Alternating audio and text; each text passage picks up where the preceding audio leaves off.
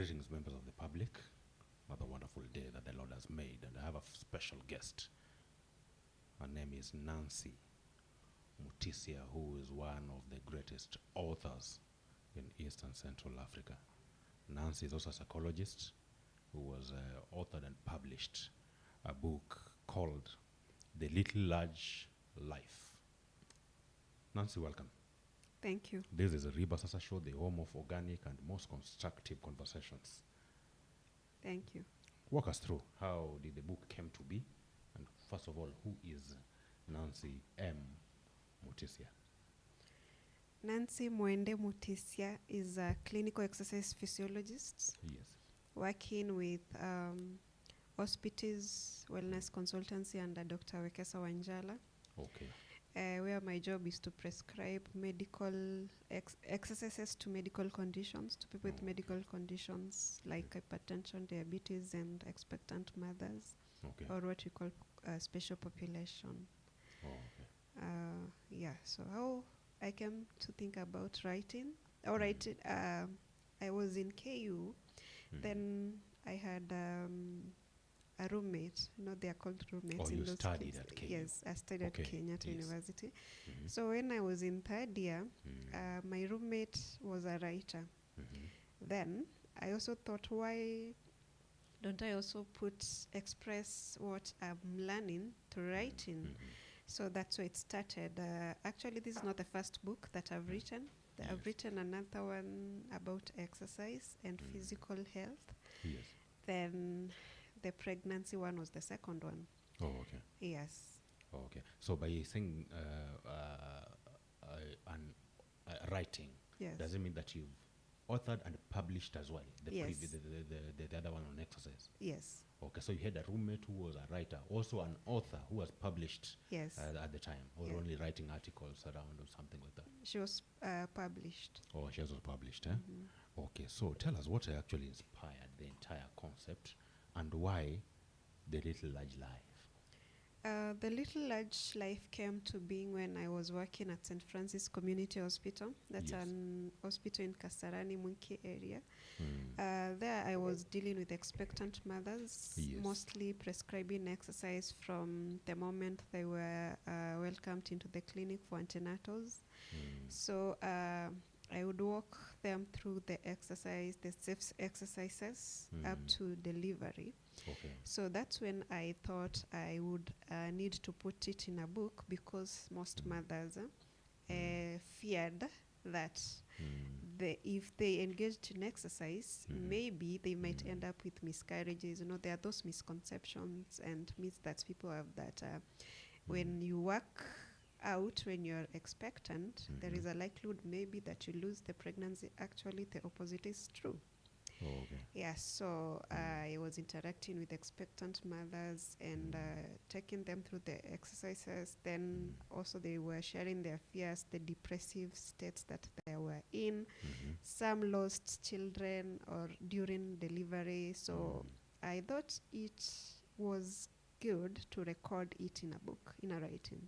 Oh, okay. So what you are recording in the book is actually the experiences during that time. Exactly. Okay. So you are taking through pregnant women, and does those pregnant women also include those with the surrogacy, or you don't even want to know the other matters behind the pregnancy? Yeah, we don't care as long as you're expecting and you're in our clinic.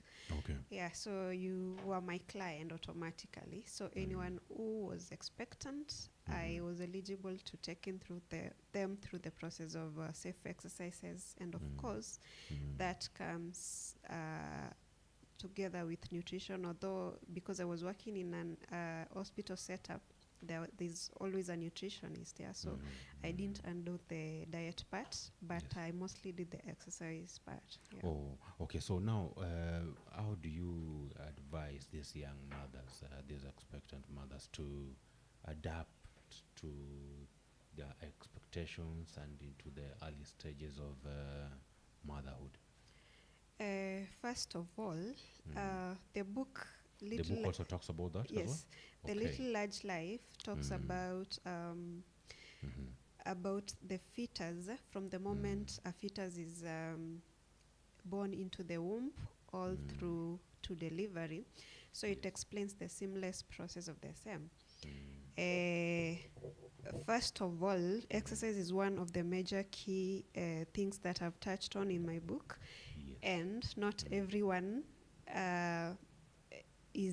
can exercise, because if you're not active before, remember, you can't just walk into a gym and start exercising. You first need clearance from a doctor or from your gyna, because you could be having conditions like low-lying placenta or other conditions. So if you're not active before pregnancy, it is always good to first get clearance from your doctor before going into any exercise. And again, immediately you get pregnant, you fall under special population group. You're not just like any other woman exercising in the gym or whatever. So you must approach your exercises with caution. That way you can't just go to any gym and start exercising, because we might need you to understand that your blood pressure is key. You need to also know your blood sugar levels, because if you have high blood pressure or you're diabetic, that could also pose some danger to the growing fetus if it's not controlled in the hospital. So that's why we say you can't just walk into any gym. You must work exercise under guidance after clearance from the doctor.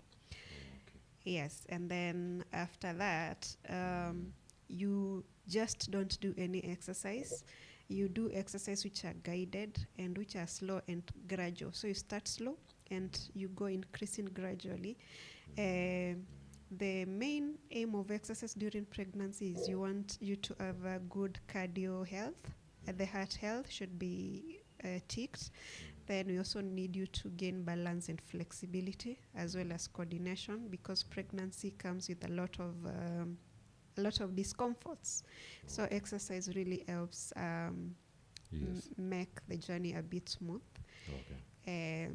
But there are some of the exercises that you can't engage in when you're expectant, like contact sports. Unaweza imagine a expectant mother akifanya boxing, ama somersault and ama somersault, ama ati rugby. But kuna wengine wanafanya hizo somersault kung fu and it's not advisable. Any contact sport is not advisable when you are expecting.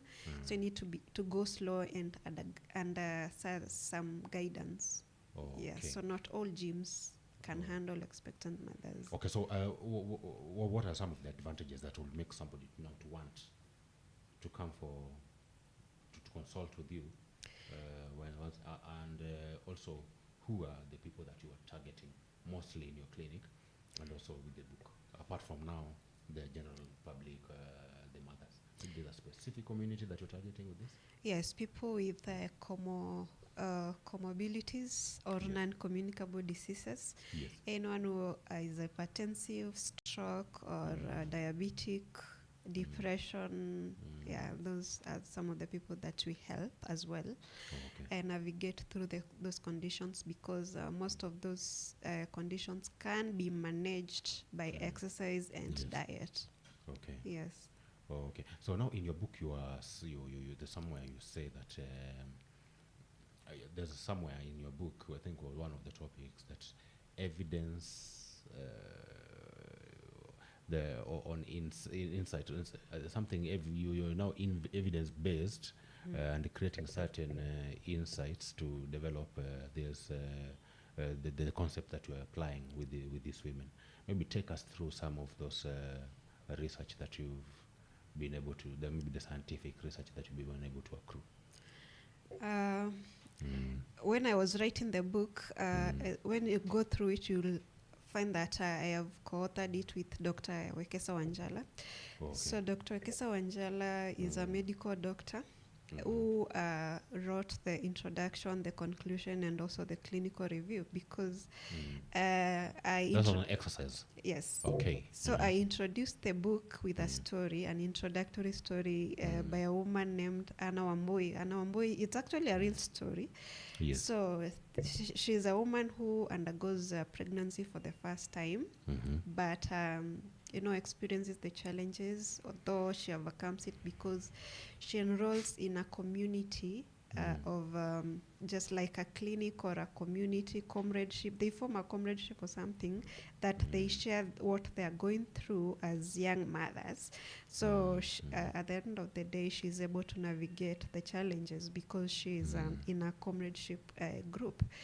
So our book is evidence-based, science evidence-backed, because insights, because things like exercise are things that have been tested and proven, and even as well as diet, because we've touched on diet as well, why diet is important. And when we talk about diet, it does not have to be like expensive, because in these times and era, mnajua uchumi ni mbaya. Tunaanza kuenda kasongo. Yeah, wakati wako songo, I thought that uchumi, depending on who you are asking, kama wewe ni mtu wa two term, uchumi iko tu sawa. But generally uchumi si mzuri. Generally si mzuri. So it doesn't matter whether uko one term ama two term. Exactly. Uchumi ni mbaya tu, Ni mbaya. Sasa hapa Nancy umeanza kuchukua mrengo mwingine sasa. No, we're just discussing facts. Okay, it's okay, yeah. So you can't start telling mothers, like you have to eat, a specific diet. So what I've advised even in my book is what is important is a balanced diet. Yeah, so you need to have varied foods that are going to supply the required nutrients and vitamins to the body, as long as it's what you can afford and it's varied. Like ugali omena is, omena iko affordable. So kama una pesa ya nyama, huwezi kosa omena, and omena is very good in omega-3 and it's nutrient. Are you advising people now to take some more omena? No, I'm just the pregnant women. It's not bad. Okay. I'm just saying like what you can afford. Okay. Just make sure you take balanced nutrients and vitamins in what you can afford. Okay. So don't break your bank trying to live life which you cannot afford. And at the end of the day, what matters is huyo mtoto, the growing fetus, just needs balanced diet. So you just need to vary it. Like today umekula this, tomorrow you just take something different. Just make it varied. You also need a lot of fruits. Hydrate using water, usikunywe pombe, because when you take alcohol, when you're expectant, mtoto anaweza pata conditions like anaweza zaliwa na kichwa kubwa, what we call microsomia, ama preterm birth, anazaliwa before time. So the moment you know that you're going to get pregnant, mambo ya sherehe unawachana nayo. Kwa hivyo if you're a party animal, kaa chini sasa, acha upuzi sasa. Kaa chini sana, unatulia, unakufugwa kwanza, kimaliza unaweza enda sherehe. So you also propose bed rest, ama hiyo kuacha sherehe ni kuacha tu kwenda sherehe, ama akae kwa nyumba huyu aache mchezo? Si kukaa kwa nyumba like sasa ni just alcohol and drug abuse is what we don't advocate for. Because movement, hawezi sema ukae chini, 3 in 5 expectant mothers are not active enough. So ukisikia hata Wakenya kwa social media when they are discussing, watasema the moment a mother discovers that they're expectant, hata hawezi inua mguu in the next 3 months. So which is actually bad, because we need to move a lot. Actually, an expectant mother is supposed to move at least 30 minutes. Anafaa kuwa na physical activity at 30 minutes every day. But if you can't, because of maybe 1, 2, 3, try 5-10 minutes. It's better than nothing. A day? Yes. Okay. But at least 30 minutes. Okay. Na ikiwezekana 60 minutes. Okay. Yeah, so if you can't, I don't know, you should move, because it is very important. Itakusaidia ukuwe na good heart health. It will help you to be flexible and also maintain a good weight as you navigate the pregnancy. Bado tukiwa hapo kwa diet, you don't need to snack on sugary stuff when you're expecting, because ndio maana unapata weight ina shoot too fast when you're expectant. Unaweza pata someone was 54 kgs by the time anamaliza 9 months, they are 102 kgs. Those are cravings. What do you do about them? But sasa unataka samosa kidogo, umefika pale umeona mtura. Okay. So how do you control that? You also These cravings can be controlled by taking a complete balanced diet. So if you have a complete balanced diet, hiyo itasaidia kupunguza ile cravings for sugary stuff. So at the end of the day, you will not gain a lot of weight, and itakuwa manageable when you're trying to lose after the baby comes. So instead of snacking on sugary food stuff, I have written it in my book that you need to snack on healthy snacks like salads, carrots, nuts. Yes. If it must be yogurt or milk, then go for the ones with low sugar content. So upunguze ile carb intakes. Kama ni chocolate, there are people who crave chocolate, you can go for dark chocolate. Dark chocolate haina sukari mingi, and it's also magnesium, which is also important during pregnancy. Yes. Then we've also touched on intimacy during pregnancy. Nasikia wengine wanafanya mpaka dakika za lala salama pale kwenye, unaona pale kwenye ward. Sasa pale wajamaa wameenda pale labor pale, lakini jamaa ako too busy, anaingia mando mchezo pale umesikia vitu kama hizo? Yeah, inakubalika kabisa. Which is pretty normal, yes. It's okay. It's very much okay. Kwa hivyo wanaume wajikaze kabisa. As long as the water is not broken. So unaweza kuwa na angalau moja dakika lala salama pale. So it's usually nake likizo inaenda kuwa refu pia, unakumbuka? So jamaa anaweza sema lakini wanaume mnakuanga na likizo kweli. You always have a backup. Sasa wao wanaume wanakuanga na, lakini unajua mimi nimeokoka, mimi mambo yangu mambo ya Mungu kabisa. Hiyo haijui kuokoka anyway. Hiyo haijui mambo ya wokovu. Haijui. Hii na madharau yake tu. So sexual intercourse is very important during pregnancy. And it shouldn't be painful. So if you're a woman and you're experiencing pain, you need to see a doctor, because it should feel normal. Just feel normal. Yes. Kisa jisangi jamaa anaanza kupasa kichwa ya raia pale, unajua sasa inakuwa changamoto kidogo pale. How will it be normal? It's very normal. Kuna wenye usema mtoto the unborn child cannot know what is going on, because penetrative sex does not go beyond the cervix. Yeah, so you just need to discuss with your partner what is comfortable between the two of you, and what feels uncomfortable, you communicate. So communication is very important.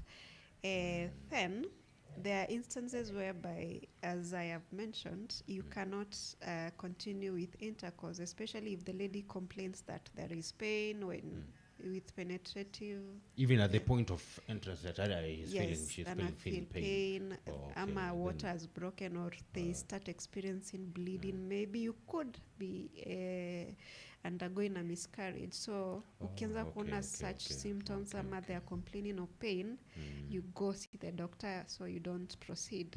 But naturally you should feel safe and good if you're normal.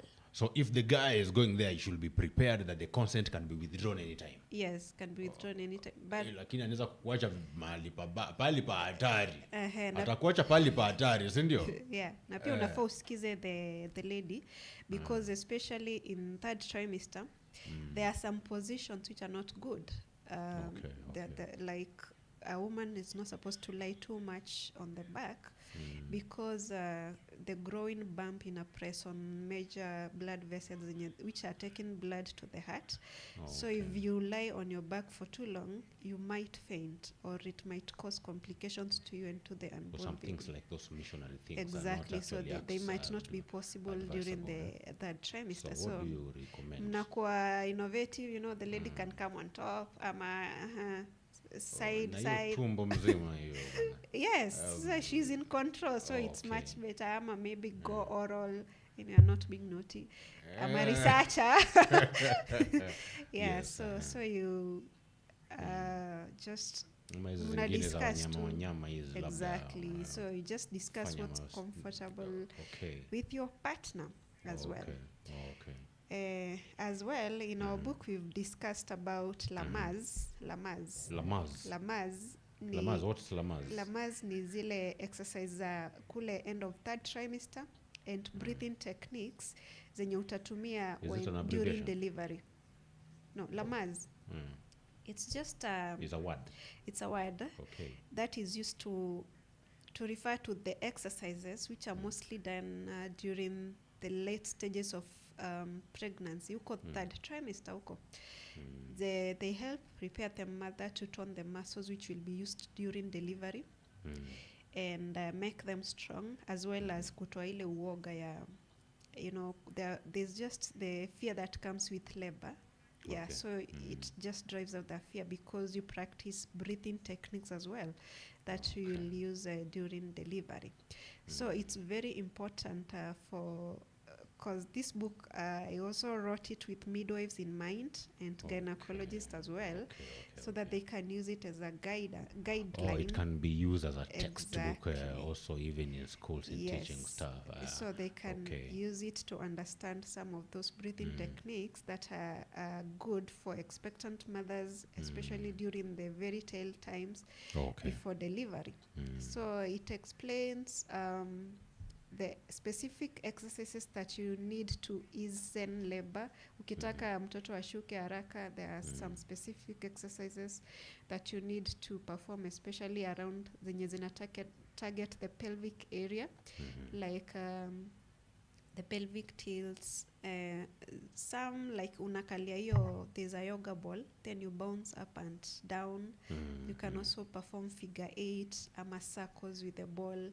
Itasaidia. Nini sasa tena figure 8 ni gani? Figure 8 is just you draw figure 8 when seated on the ball. On that ball. Yes. Okay. Ama circles. Yes. Hiyo ni kunengua tu ina scientific term. Yes. So hiyo inasaidia kushukisha mtoto when the labor imeanza. So you use the ball or even a few weeks to unasaidia kuharakisha ile labor. Unaanza kualert the body that you are ready for labor. So some of those exercises zitasaidia mother, especially there are times during active there are phases of labor.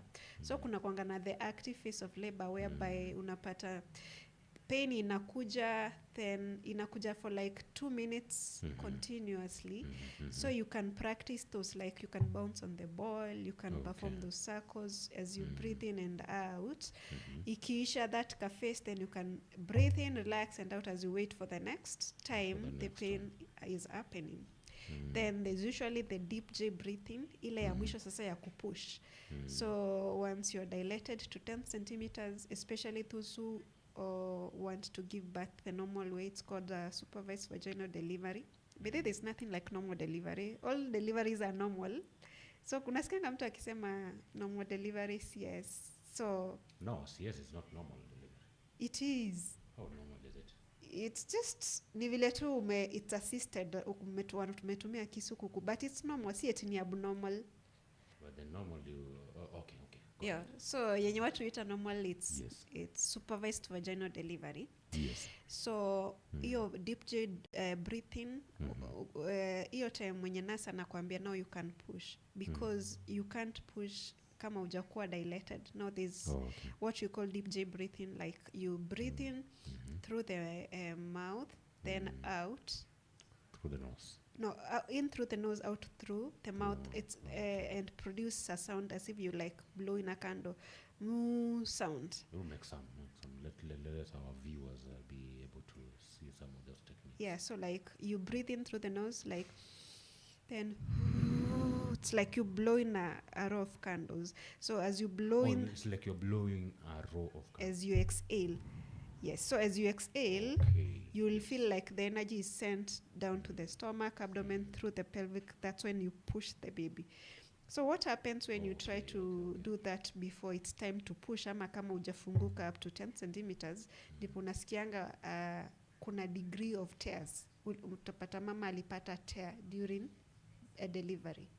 So especially when the midwives are not keen enough first time mothers wanakuanga culprits sana, ama you've given birth and umeka for like many years, kuna gap between the first born and the second born, unaweza pata hizo tears, especially if you don't have the knowledge of Lamaze. So you need to wait for the right time when ukisha dilate to 10 centimeters and now you feel the urge to push.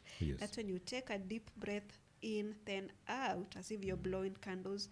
Utapata hiyo energy is sent down through the abdomen down to the pelvic, huyo mtoto anatoka at once. So kuna limited chances of tears, or so ukipata tear lazima utashona what you call episiotomy. So you don't want mothers to go through that. Yes. Yeah, so you've mentioned that CS is normal. What is it that warrants this CS? CS, why is it an option? Kuna wenye wanafanya elective CS because wanasema wataki kupanuka huko chini. By the way, I want to demystify something right here. Do you know that regardless of whatever nature of birth, whether it's SVD or CS, all the pelvic muscles get loose. For both? For both. They get loose.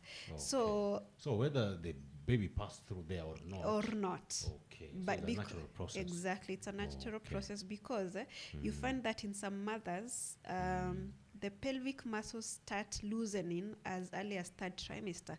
Kumbuka the weight of the growing baby presses on the rectum and the perineum area and the cervix. So zile muscles zenye zina support hapo definitely ziko huko ndizo zimefinywa. They start becoming weak. So utapata there is a mother mwenye akikohoa ama akisneezes early as third trimester wako na urine incontinence. As early as third trimester. So you don't have to like push the baby ndo ukwe na weak muscles. So when you wanasemanga wataki kupanuka, my friends, it starts as early as third trimester. Hii ni myths tu za mtandao hizi zinaharibu watu hapo kifikiria. Yes, that's why kila mtu mwenye ameundergo delivery anafaa fanye something known as Kegel exercises to tighten the pelvic muscles. Kegel, when we're doing Kegel exercises, what is it actually that you do that will result to? We tighten the pelvic muscles using the Kegel exercises. Although squeezing you squeezing as the back muscles, the back passage muscles. So you imagine that you're controlling urine, a fat. So then release. Then you hold it for longer time, then release. Which I've also covered in something known as postpartum care in the book. Yeah, so now after the baby has come, now the mother needs to be taken care of so that they can go back to the way they were before pregnancy. So the postpartum care. So the postpartum care begins way early in the hospital before a mother is discharged, where the nurse or the midwife may periodically massage the mother's abdomen to reduce bleeding.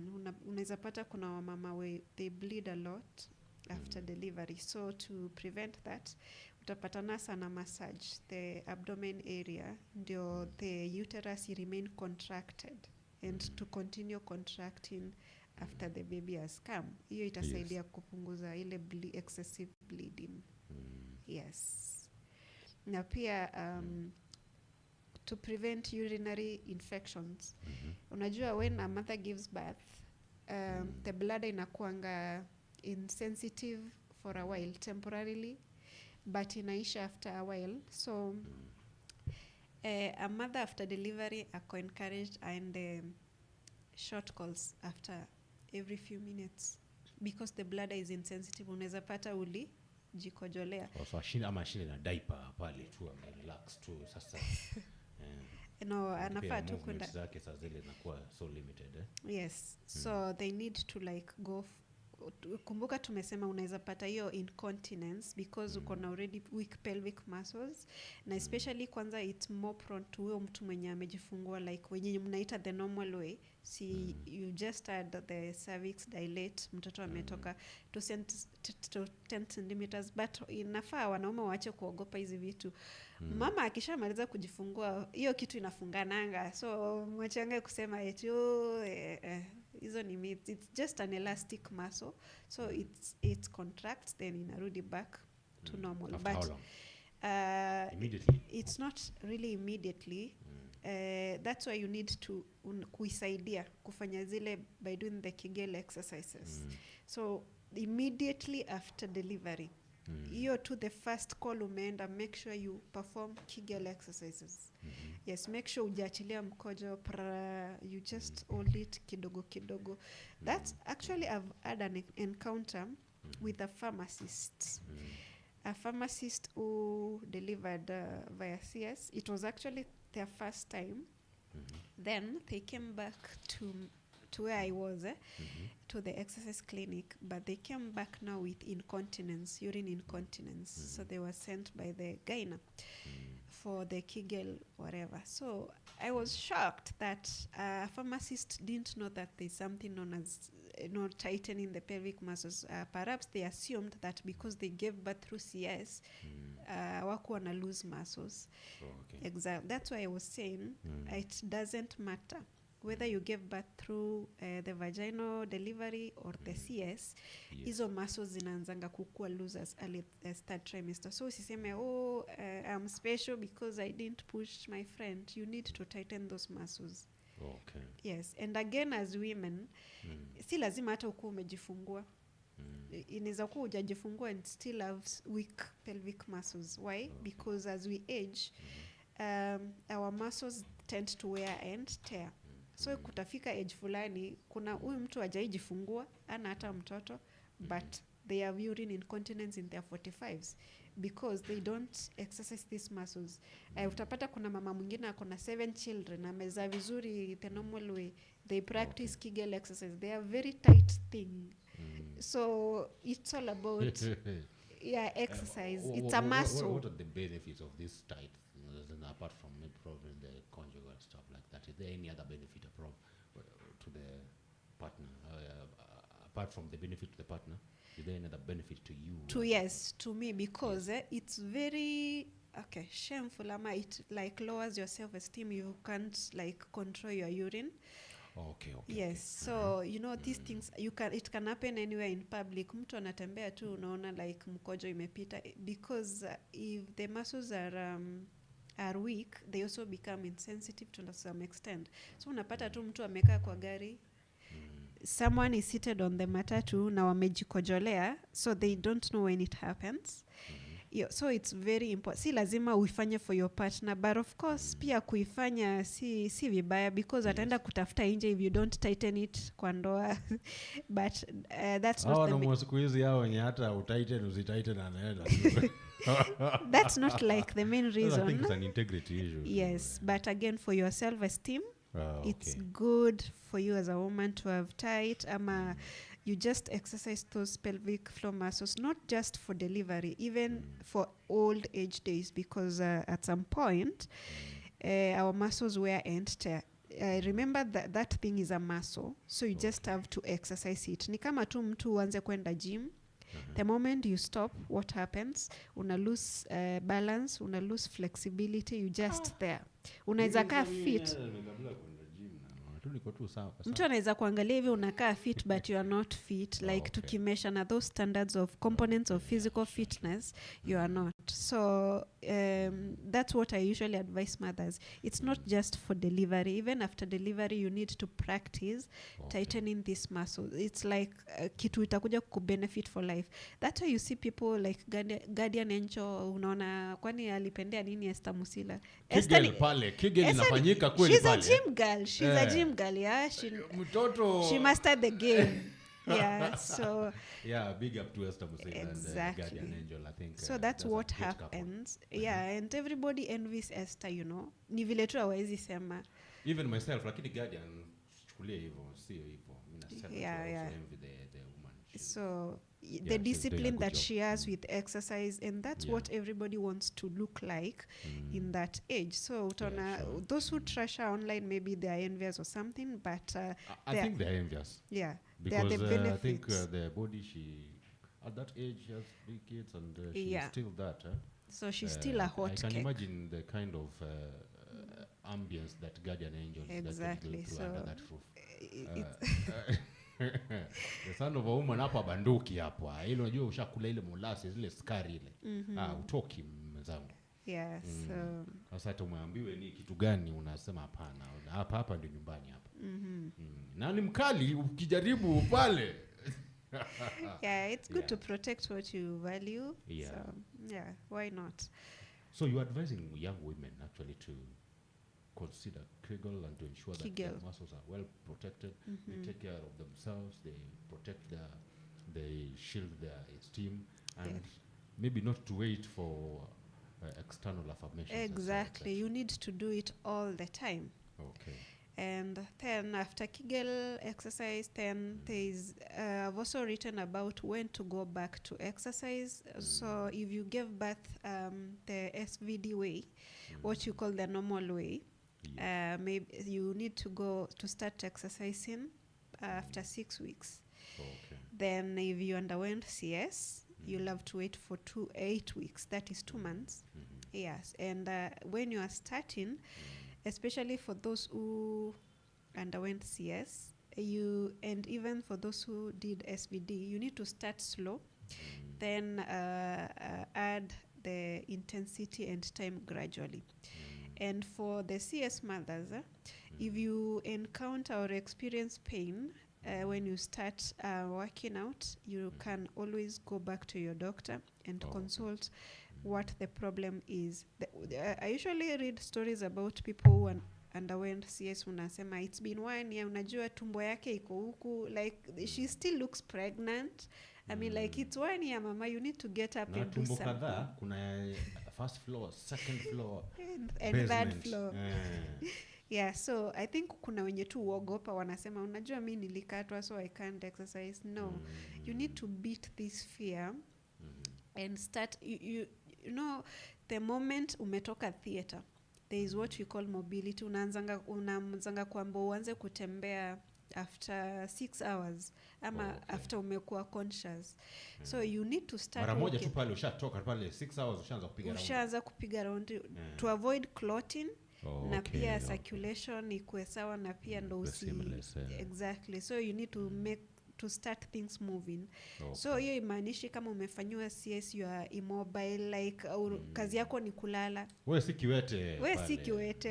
Yeah. Tembea mtoto. Tembea. So by 8 months unafaa kwa like una enda for a walk and back. Okay. Yeah, so you should not like sit down for 1 year because it nilifanyiwa CS so I can't go out, I can't do anything. Hata siwezi inua bucket. Okay, you're not supposed to like kuinama actually. Do some heavy lifting that one. Yes, for both actually, because the back again is terrible. Sensitive at that time. Yeah, tunasemanga if you don't take good care of your back during and after pregnancy, utakuja kukua na what you call severe back pain syndrome in the long run. Yes. So sitting posture is very important, especially after giving birth. Utapata you need to sit upright. Upright, yes. Would demonstrate what upright. So just sitting upright. Am I sitting upright? Yes. So if you're having challenges with sitting upright, especially when you wako na coach, you can put a pillow uko nyuma then, so to support the upright posture. Yeah, na pia tunasema when you're lifting something, you squat and pick. You kuinama and pick. You don't bend and you squat and pick. That's the right form of picking something to protect your back. That way you're advising everybody or only the everybody. Including myself. Including yourself. So instead of being more caught, you affect mgongo yangu. Yes. Na wakati nimeaffect mgongo wangu kama mwanaume, shida zinaanza kuwa pale, ama unamaanisha vipi? Ile sasa ile technique zangu zinaanza kupungua sasa ama namna gani? Azipungui, but zitakuja kuaffect the back later in life, in the long run. Hata watu wenye wanakaa vibaya kwa ofisi, you find someone mwenye they keep on leaning on the chair, those are most people wenye ukuja na chronic back pains kwa physiotherapists because of sitting posture. Unapata umesqueeze. Yes, unapata ulisongesha the discs za back, so unaanza kuwa na zika press on the nerves, so you start having back issues.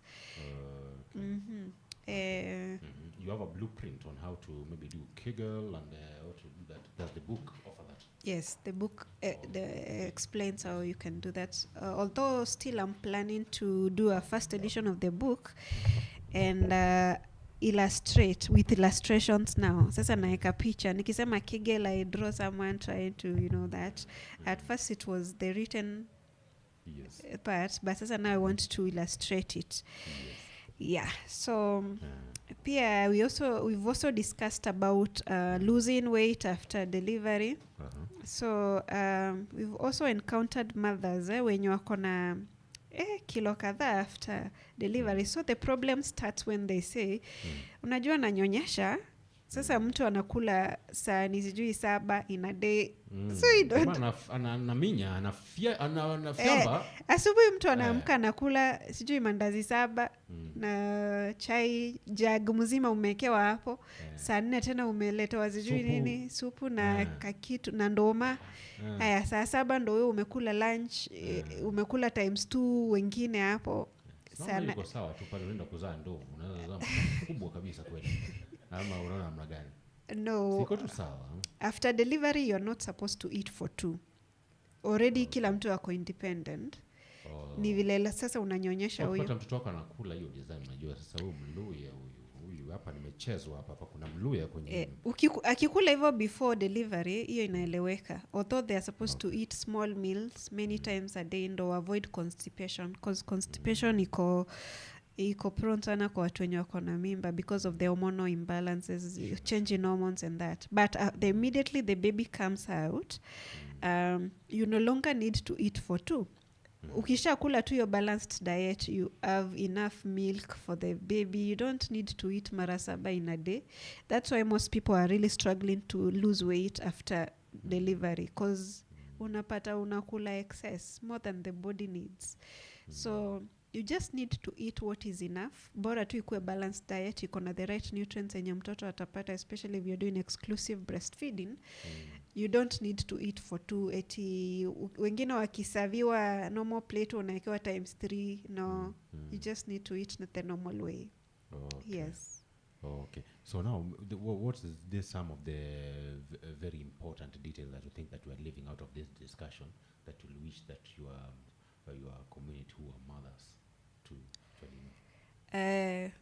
They should know that engaging your partner kutoka day one. In fact, the time you plan to get pregnant, unafaa kwanza kuwa na hiyo conversation you and your partner. What conversation is that? Conversation because immediately a woman gets pregnant, kuna changes zenye ukam like anaweza pata infections. Kama yeast infection is very rampant kwa first trimester. So for a man who is not knowledgeable about what happens, anaweza fikiria maybe the wife is cheating. So tunasemanga during the first trimester kuna kwanga na hiyo increase in discharge due to hormonal imbalance. The hormones are trying to adjust. So our mama pia wako at a risk of kupata yeast infection. So ukipona mama amepata yeast infection and she's in the first trimester, usianze kufikiria analala huku nje. And again, to both of them, if you can't stick to one partner, please use a condom. Just use protection, because you're trying to protect the unborn baby from infections and the mother as well as HIV, because the clinical team on the other side wanafanya what they can to make sure, like if we have one positive parent, wanna make sure that the child is born kama ayuko na HIV.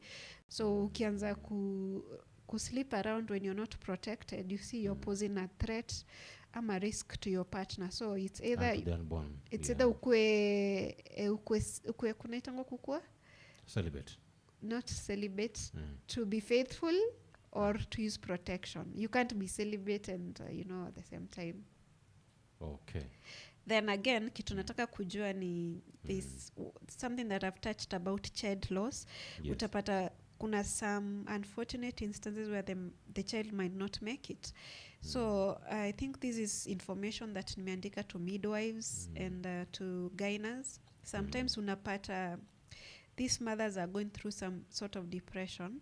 So it really hurts when you put them in the same ward with mama mwenye amepata a healthy baby. So every time they feel the cries, so it hurts. So they should really reconsider maybe having separate wards. Maybe they can have them receive is it to appeal to counseling. the government, or it also happen in other private hospitals? It happens everywhere. Okay. It happens everywhere. So so it's something that you've seen and witnessed out of your research. Exactly. That this actually is affecting mothers. It's affecting mothers. In one way or the other, their children did not make it. Yeah, so they unapata hata wako na the guilt, wanaanza kujiblame ama kublame the nurse, wanasema maybe if the nurse did this could not have happened, like wako na they feel worthless.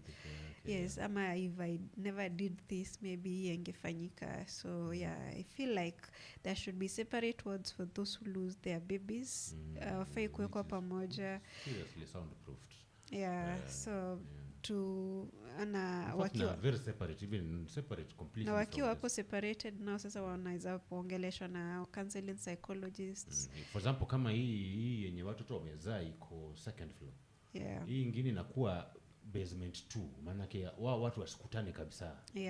So they really live there wakiwa broken kabisa. And kwanza wakisikia the kids cry, it really shatters them. So women and partners, point number 1 yenye naweza taka watu wa take home. Partners, a male partner is important in the pregnancy journey as well. Because how important is it? Because they need to know vitu zenye nimesema kama infections are there, so once they happen you don't start blaming your partner that wameenda nje on that.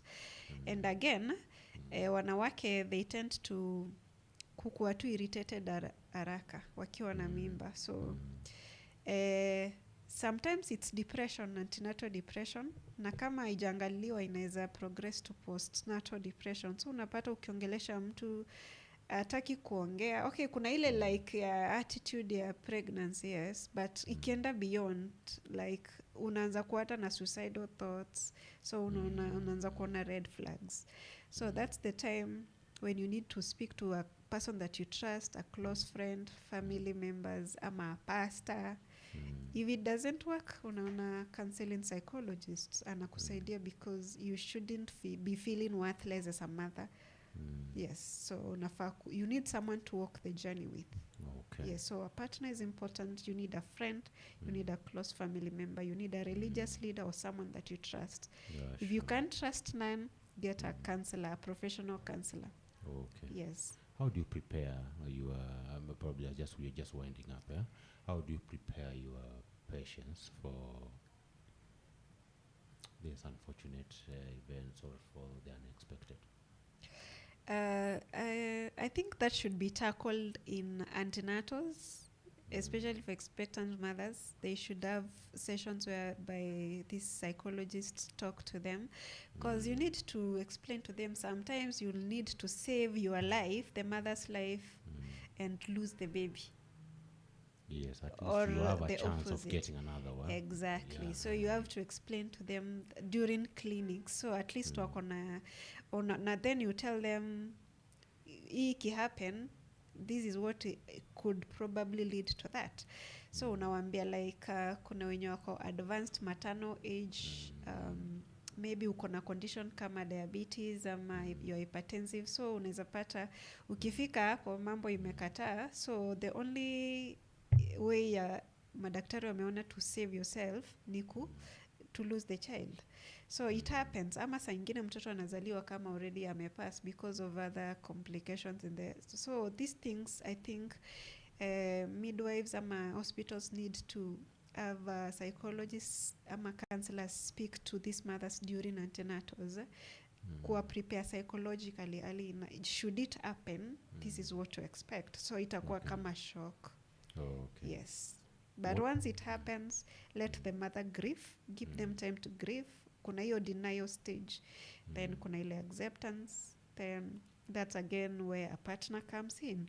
You'll need to take good care of the mother. You need to take them out, maybe outdoor, wapate tu a different environment.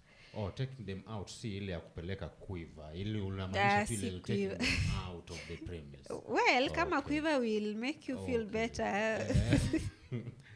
Okay, sijasema quiver though, yeah. So ile tu a different environment, unataka saw what happened. So but again, it's about discussion. Just need to talk, but these things happen. Give them time to grieve and heal. So hakunanga limit as to when unafaa ulie siku mbili uache. No, if they want to do it for a month, kila mtu akona style yake ya kugrieve. Just let people be. Usianze actually that's not the high time to tell people not to cry. If somebody wants to cry, let them cry. Let them grieve their style. Let them vent it out. Exactly. Wamalize ishe. Why breathe out. Then wajue what to do next. You can think of getting maybe another child. There are those who also prefer not to. So motherhood is beautiful. So it is, of course. It is with beautiful. Men supporting us, it really is a good. Okay. So now we all know, as we wind down, we normally have a light moment. We will just introduce some light moment, some light moment conversation. Yeah. So do you know King Kalala? Yes. Aya, sasa unataka kusema namna gani hiyo maneno umesikia? King Kalala? Umesikia King Kalala? Have you ever expected that King Kalala will get to a point whereby amekuwa sasa mteja wako sasa pande nyingine, unajua anytime she can come consulting with you? Nobody is above the program. Yes. Nobody is above the. Kwanza with men, tukiwa na men on our side, nobody is above the program. Yes. So you just need a masculine man to tame you. But I don't think alikuwa like masculine. Alikuwa tu feminine, ni vile tu amejieka na hiyo character ya being masculine. But I think she's very feminine. Ni sauti tu. Lakini kuna mtu mwingine anasema ati mimi ungeniona nini? Nitaku That's content. Huyo akirudi kwa nyumba anaitana babe vizuri sana, ananyenyekea. So ando anapika mpaka anapika mnazi analeta kama amenyenyekea kabisa minama. Yeah, so usisikize everything that you read on social media.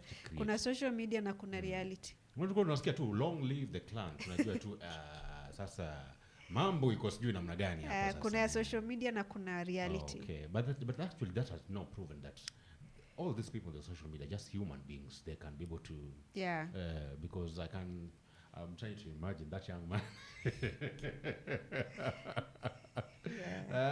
Yeah. So unampatia heko ule jamaa. Kwa sawa. Huyu jamaa amefanya kazi kweli yenye watu wengi hawangetaraji. I was just being a man. Kwani nini amfanya man? Nini amwezi mfanya? It was just being a man, and Kalala is being a woman. So nothing unique, nothing new. So nobody's above the program. Hata ukwe celebrity anasema eti men are dogs. Men are dogs na nampikia jioni jamini. Nobody's above the program. So now I just want you to take your camera and just give us a parting shot as we conclude this. Okay, so as we conclude, I would like to pass a message to especially Gen Zs. Gen Zs are afraid of getting married because they don't want kids. They're afraid of being mothers. Okay, being a mother. Yeah, so this message is to Gen Zs who are afraid of becoming mothers.